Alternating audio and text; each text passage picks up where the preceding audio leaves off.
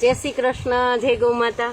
હવે જો આ ઝાડવામાં એલોવેરાના કટકા કરીને નાખવાના છે, કેમ કે અમે ત્રણેય ઋતુમાં નાખી, આ રીતના કટકા કરીને નાખી દઈએ ને માથે ગાયના છાણનો આ રીતના ભૂકો નાખી દઈએ એટલે ઢાંકી દઈએ, એટલે એને ભેજ રહે અને શિયાળો, ઉનાળો અને ચોમાસું તો ઝાડવામાં એલોવેરાની હિસાબે વૃદ્ધિ અને સારો વિકાસ થાય ઝાડવામાં, અને એમ કે એને ભેજવાળી રહે એટલામાં જમીન, એમ કે ઝાડવાને હુકાય નહીં મૂળિયા કે અને કોઈ પણ જાતનો રોગ ન આવે। તો આ રીતના અમે ત્રણેય ઋતુમાં કરી નાખીએ છીએ। જુઓ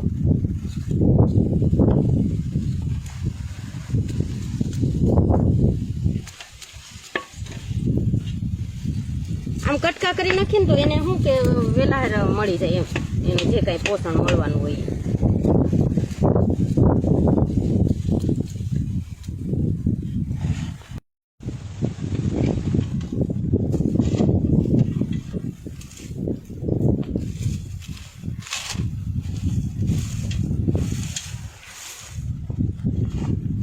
હવે જો આ તમે સીતાફળીનો ફાલ જુઓ કે સીતાફળી ભાંગી જાય ને એટલા સીતાફળ આવ્યા છે, એમ જુઓ।